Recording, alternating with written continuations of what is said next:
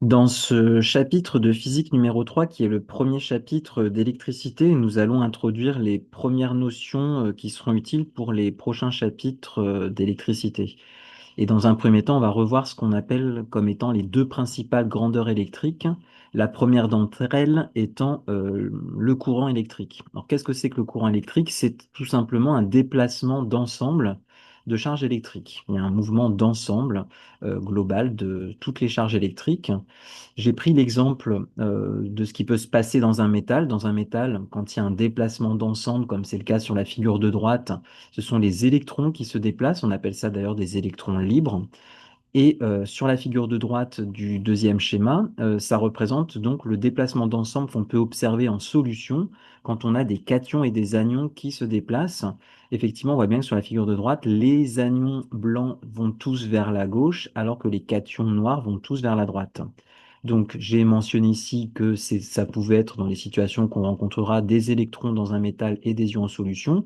Alors, quelle est la différence entre la figure de droite et la figure de gauche dans les deux situations qui sont proposées ici, dans un métal ou en solution?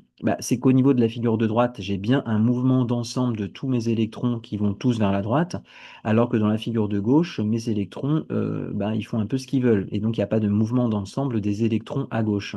Donc je pourrais dire qu'effectivement, à gauche, il n'y a pas de courant, alors qu'à droite, il y a un courant qui n'est pas nul. Il y a un courant électrique qui existe.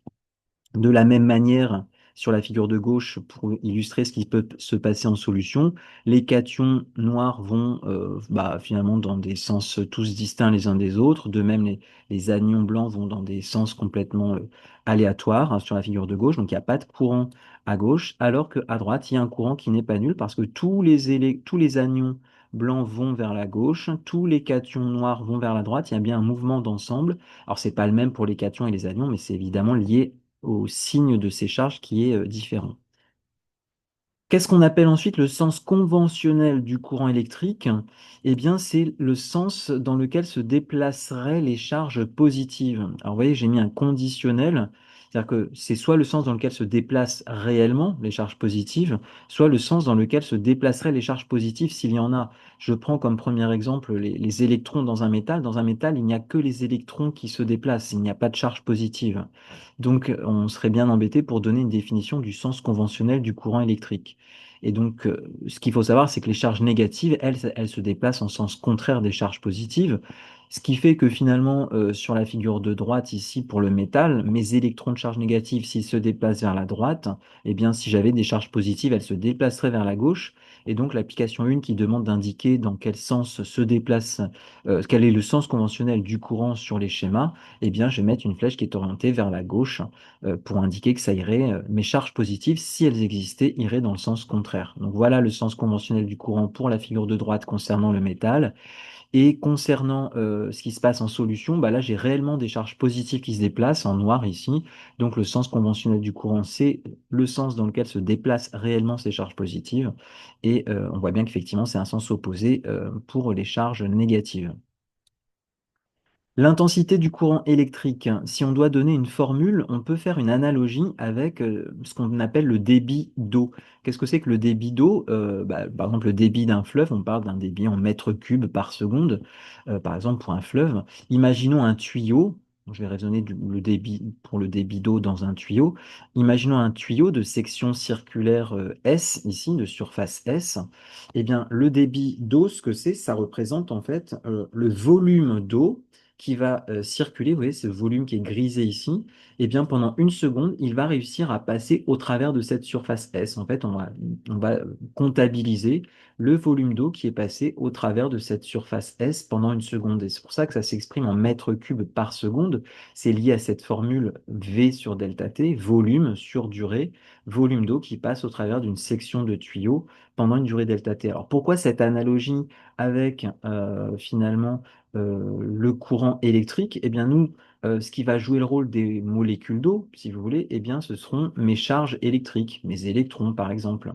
Euh, donc, ce qu'on va faire, c'est que l'analogie, on va considérer que l'intensité I d'un courant électrique, ça va être non pas un débit d'eau, évidemment, mais un débit de charge.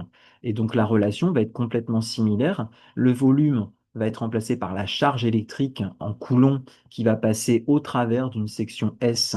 Alors non pas d'un tuyau, mais d'un fil conducteur qui a une certaine section S également.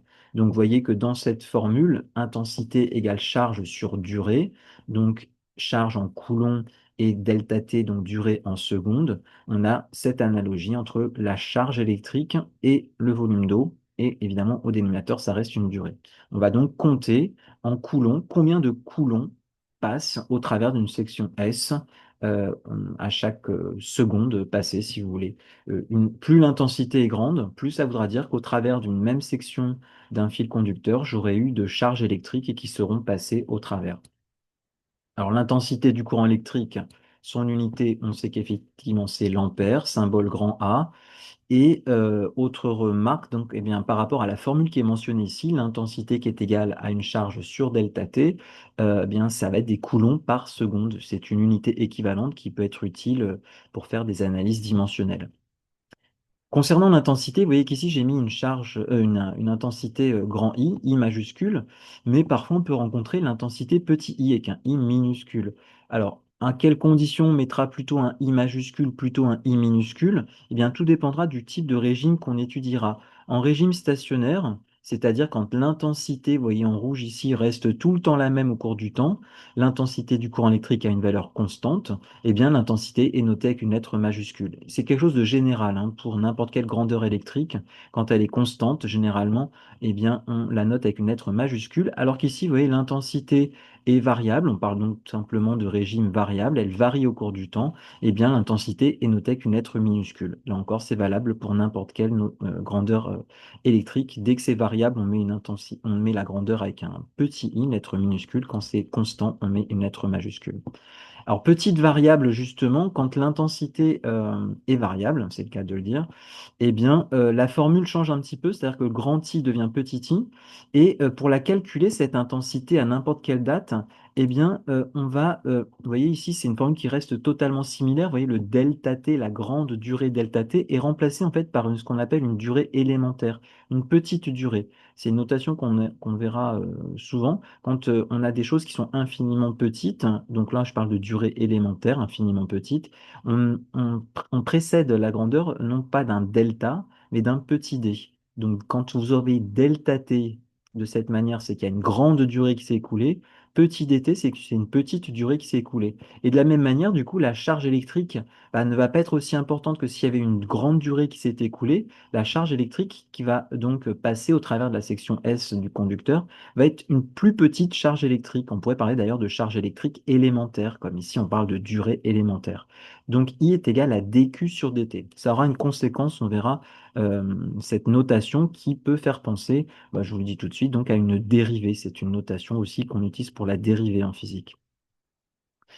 Concernant la représentation du courant électrique, eh bien cette représentation, comment est-ce qu'on représente ce courant électrique sur les circuits? On va représenter ça par une flèche dans la branche qu'on étudie, mais c'est vrai que quand on a un circuit simple, généralement, on sait a priori dans quel sens circule réellement le courant, mais quand on a un circuit très complexe avec plein de branches, c'est pas forcément aussi simple de savoir dans quel sens se déplace le courant au premier coup d'œil.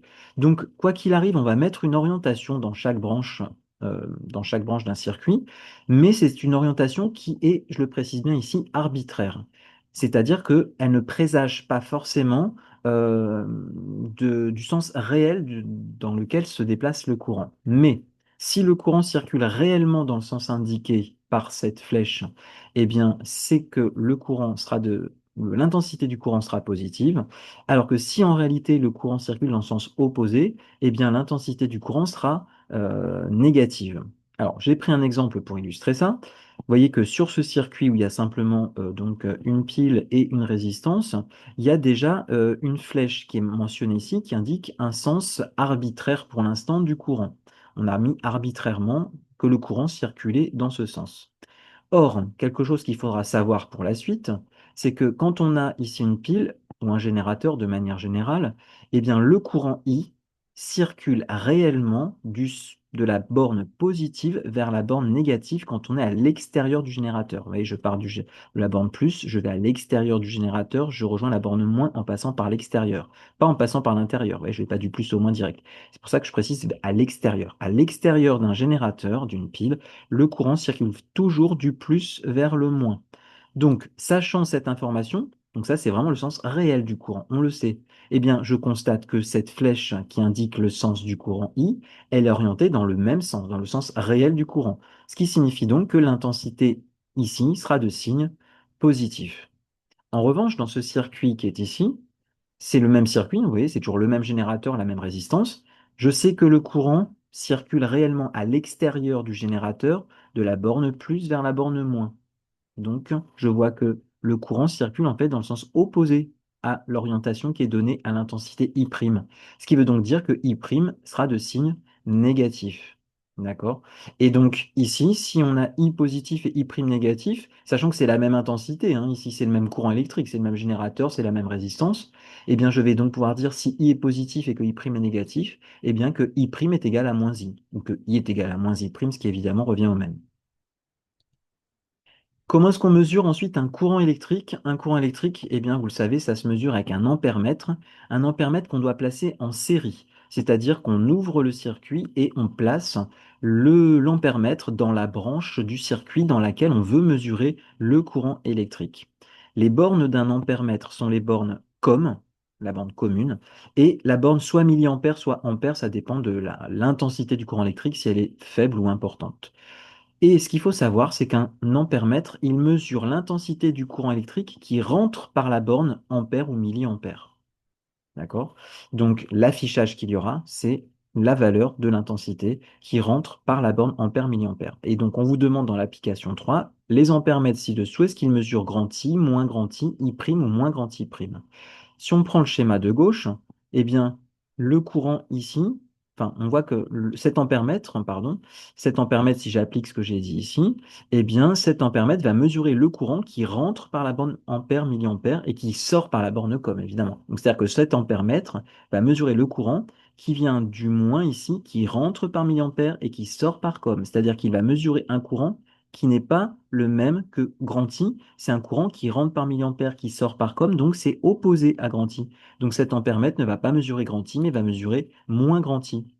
Ici, en revanche, cet ampèremètre, il va mesurer un courant, donc courant qui rentre par milliampère et qui sort par com.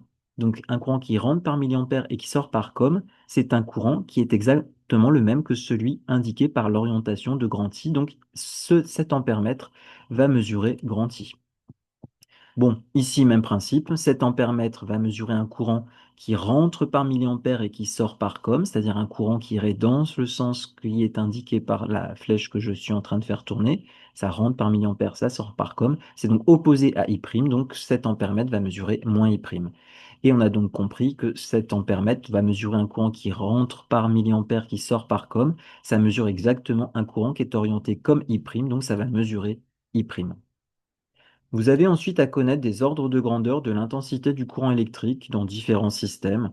Donc, au niveau des neurones, le courant électrique a une intensité de l'ordre du microampère.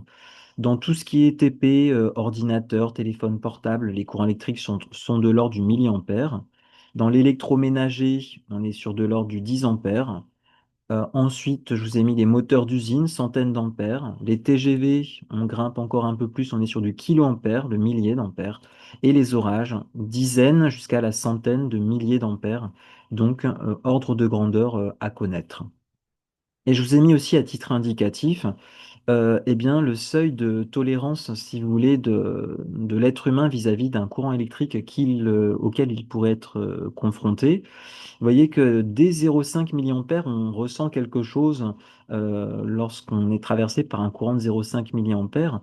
Bon, ça fait des chatouilles, on va dire, sensation très faible, mais dès la dizaine de milliampères, donc ça reste très léger, hein, eh bien, si on est traversé par un courant électrique de cette intensité, eh bien, on a des contractions musculaires et puis ça commence rapidement à devenir un petit peu problématique. Vous voyez, à partir de la trentaine de milliampères, c'est les poumons qui commencent à être atteints, on n'arrive plus à respirer. Et voilà, ouais, à l'ampère, c'est fichu pour nous. Donc voilà, c'est des ordres de grandeur un peu à connaître. Vous voyez que dès la dizaine de milliampères, à la rigueur, s'il y en a un à connaître, c'est celui-ci. Oui. Dès la dizaine de milliampères, on commence à ressentir quelque chose et à avoir des contractions qui sont pas négligeables.